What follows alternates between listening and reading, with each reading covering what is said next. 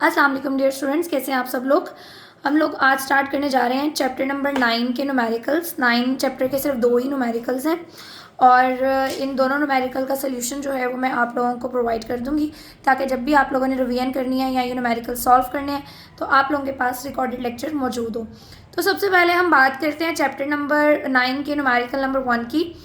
इस numerical number 1 में वो हमें क्या कह रहा है। The concrete roof of a house of thickness 20 centimetre has an area 200 metre square. The temperature inside the house is 15 degree Celsius and outside is 35 degree Celsius. Find the rate at which thermal energy will be conducted through the roof. The value of K for concrete is 0.65 watt per meter per Kelvin. Okay, सबसे पहले तो numerical करने का तरीका ये होता है, जब भी आप लोगों ने कोई न्यूमेरिकल सॉल्व करना है, ये है जी हमारे पास चैप्टर नंबर 9, न्यूमेरिकल है जी 9.1। जब भी कोई भी न्यूमेरिकल आप लोग हल करेंगे तो आप लोगों ने सबसे पहली हेडिंग होती है गिवन डाटा। जो भी डाटा आपको प्रोवाइडेड है वो आप गिवन डाटा में लिखेंगे। जैसे कि थिकनेस 20 सेंटीमीटर, तो हमारे पास सबसे पहले जो इसकी थिकनेस है वो है 20 सेंटीमीटर। यूनिट हमेशा आप लोगों ने SI यूनिट रखने होते हैं और यूनिट को गिवन डाटा में ही कन्वर्ट कर लें तो ये आसानी होती है। अदरवाइज़ ये यूनिट आप लोगों को बहुत प्रॉब्लम देता है। अगर आपने SI यूनिट में कन्वर्ट नहीं किया तो आपका आंसर ठीक नहीं आएगा। सो सबसे पहले इसको कन्वर्ट करें। सेंटीमीटर की जगह 10⁻⁻² लगाएंगे, क्योंकि आपको पता है सेंटी प्रीफिक्स है जिसकी वैल्यू होती है 10⁻⁻²। इसके बाद आ जाते हैं एरिया। एरिया आप लोगों को गिवन है 200 मीटर स्क्वायर। ये अपनी ओरिजिनल यूनिट में ही गिवन है तो इसको चेंज करने की ज़रूरत नहीं है। एरिया की जगह यहाँ पे मैं A भी लिख देती हूँ। उसके बाद आ जाए temperature inside the house is 12 degree and outside is 35 degree. तो टेम्परेचर 2 है।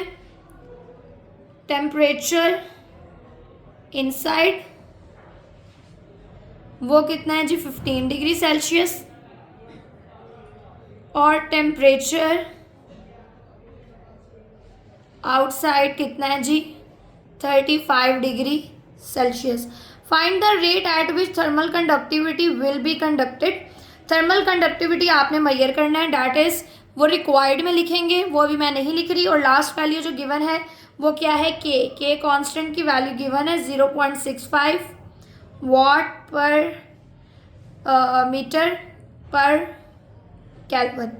अच्छा जी, अब आप लोगों को जो रिक्वायर्ड है, पहली हेडिंग मैंने आपको बताया गिवन डाटा की होती है। दूसरी हेडिंग हमेशा जो आप लोगों के पास आएगी वो होगी रिक्वायर्ड की। डैट इज़ आपने मैयर क्या करना है। ये आगे पहली हेडिंग और ये दूसरी हेडिंग। मैयर क्या करना है, मैयर आप लोगों को बताया हुआ है जी rate at which thermal energy will be conducted through the roof. Thermal energy किस रेट पे कंडक्ट हो रही है। Then you will start with calculation. Calculation में आपने याद रखना है सबसे पहली हेडिंग आनी चाहिए फार्मूला की।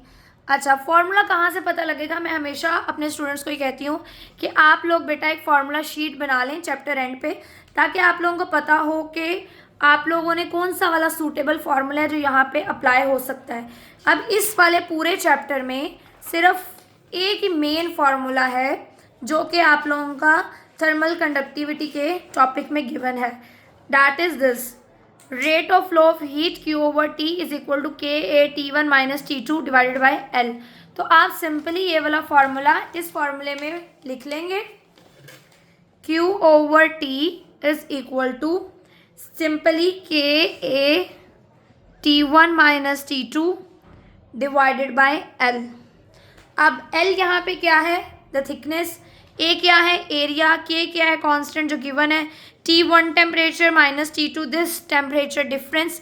जब हम लोग ये सारी वैल्यूज़ पुट करेंगे तो हमारे पास क्या आंसर आएगा। Let's calculate all these values.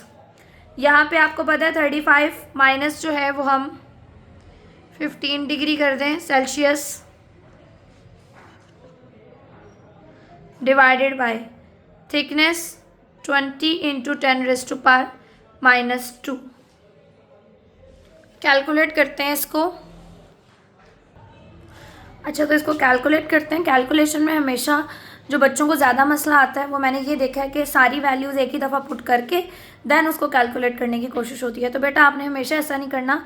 Simply आपने पहले एक मतलब लाइक अगर आप लोगों के पास डिवीजन है तो पहले आप ऊपर मल्टीप्लिकेशन या माइनस या जो भी है वो आप कर लें, देन आप मल्टीप्लिकेशन की तरफ जाएं। इकट्ठी सारी वैल्यूज़ एक ही दफ़ा पुट करके आंसर नहीं निकालना। तो करते हैं सबसे पहले 0.65, देन दिस थिकनेस और sorry area 200, then this temperature difference जो 20 बनता है 20। अब ये हमारे पास देखें क्या आ गया जी 2600। तो सिंपली आप लिख लें 2600 डिवाइडेड बाय, भी मैंने डिवीजन वाला काम नहीं किया, 20 इंटू 10⁻⁻²। तो डिवाइडेड बाय सिंपली 20 में कर दूं अगर, तो दिस विल बी 130। अब ये -2 आपको पता है अगर ऊपर चला जाएगा तो ये +2 हो जाएगा। तो इसको तो सिंपली हम मल्टीप्लाई एक्सपोनेंट 2 भी कर सकते हैं। तो ये आप देख लें कि आपके पास आंसर आ रहा है 13,000 आपके पास आंसर आ रहा है। Heat divided by time, definitely unit के बगैर आपका एक नंबर प्रॉपर कट जाता है।